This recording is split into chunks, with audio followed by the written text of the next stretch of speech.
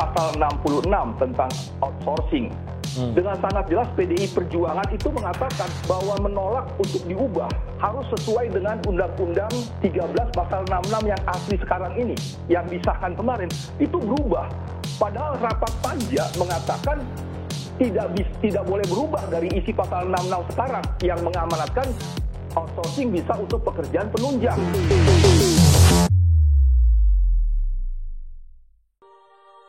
Sejumlah aksi protes mengiringi pengesahan Omnibus Law RUU Cipta Kerja menjadi undang-undang. Tak hanya itu, banyak beredar informasi di media sosial yang kurang tepat mengenai Undang-Undang Cipta Kerja ini. Sejumlah akun melayangkan status berisi klaim 13 poin isi Undang-Undang Cipta Kerja. Dua di antaranya yakni soal uang pesangon yang dihilangkan dan penghapusan upah minimum. Banyak yang menelan mentah-mentah isu itu, padahal diklaim hoax. Untuk menangkap informasi salah, Mabes Polri mengerahkan patroli siber terkait penolakan RUU Cipta Kerja yang baru saja disahkan. Berikut ini kami kupas satu persatu poin hoax yang beredar beserta faktanya. Benarkah uang pesangon akan dihilangkan? Dalam pasal 156 Undang-Undang Cipta Kerja disebutkan bahwa pengusaha wajib membayar uang pesangon dan atau uang penghargaan masa kerja dan uang penggantian hak yang seharusnya diterima. Maka informasi mengenai uang pesangon yang dihilangkan tidak benar. Faktanya, dalam Undang-Undang Cipta Kerja terjadi pengurangan nilai pesangon dari 32 bulan upah menjadi 25 bulan. Benarkah UMP, UMK, UMSP dihapus? Dalam pasal 88C tertulis bahwa gubernur wajib menetapkan upah minimum provinsi. Tapi, gubernur dapat memakai upah minimum kabupaten kota dengan syarat tertentu. UMK juga harus lebih tinggi dari upah minimum provinsi atau UMP. Dengan demikian, klaim bahwa UMP, UMK, dan UMSP dihapus tidak benar. Benarkah upah buruh dihitung per jam? Pasal 88B menyebut bahwa upah ditetapkan berdasarkan satuan waktu dan atau satuan hasil.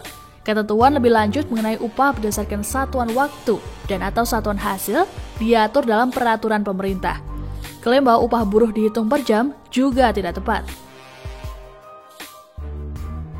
Benarkah semua hak cuti hilang dan tidak ada kompensasi? Dalam pasal 79 tertulis bahwa pengusaha wajib memberi waktu istirahat dan cuti. Perusahaan tertentu dapat memberikan istirahat panjang yang diatur dalam perjanjian kerja, peraturan perusahaan, atau perjanjian kerja bersama. Maka klaim semua hak cuti hilang tidak benar. Benarkah outsourcing diganti kontrak seumur hidup? Dalam pasal 66 disebutkan bahwa hubungan kerja antara perusahaan alih daya dengan pekerja yang dipekerjakan didasarkan pada perjanjian kerja yang dibuat secara tertulis, baik perjanjian kerja waktu tertentu atau perjanjian kerja waktu tidak tertentu. Artinya, status pekerja alih daya ditentukan dalam perjanjian kerjanya dengan perusahaan. Benarkah tidak akan ada status karyawan tetap? Pasal 56 menyebut bahwa perjanjian kerja dibuat untuk waktu tertentu atau untuk waktu tidak tertentu. Ketentuan lebih lanjut mengenai perjanjian kerja waktu tertentu berdasarkan jangka waktu atau selesainya suatu pekerjaan tertentu diatur dengan peraturan pemerintah. Apakah perusahaan bisa mem-PHK kapanpun secara sepihak? Klaim ini perlu diluruskan, sebab dalam pasal 154A Undang-Undang Cipta Kerja termuat 14 alasan pemutusan hubungan kerja dapat terjadi. Jika pekerja di PHK tapi hasil perundingan antara perusahaan dan pekerja tidak mencapai kesepakatan, proses masih bisa mengikuti aturan penyelesaian perselisihan hubungan industrial. Benarkah jaminan sosial dan kesejahteraan lainnya hilang? Jaminan sosial diatur dalam pasal 82 meliputi jaminan kesehatan, jaminan kecelakaan kerja, jaminan hari tua, jaminan pensiun, jaminan kematian, dan jaminan kehilangan pekerjaan. Manfaat jaminan kehilangan pekerjaan atau JKP dilaksanakan melalui BPJS Ketenagakerjaan. Maka, klaim jaminan sosial dan kesejahteraan lainnya hilang tidak benar. Benarkah semua karyawan berstatus tenaga kerja harian? Pasal 56 menyebut bahwa perjanjian kerja dibuat untuk waktu tertentu atau untuk waktu tidak tertentu. Perjanjian kerja untuk waktu tertentu didasarkan atas jangka waktu atau selesainya suatu pekerjaan tertentu.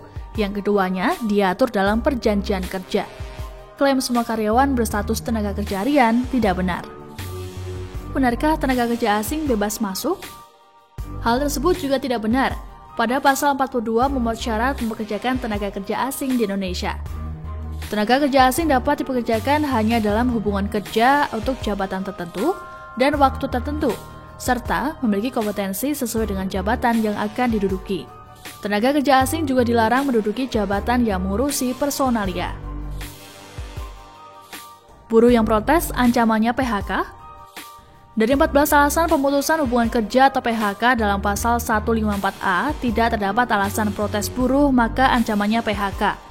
Di luar 14 alasan itu, menurut Undang-Undang Cipta Kerja, dapat ditetapkan alasan PHK lainnya dalam perjanjian kerja, peraturan perusahaan, atau perjanjian kerja bersama.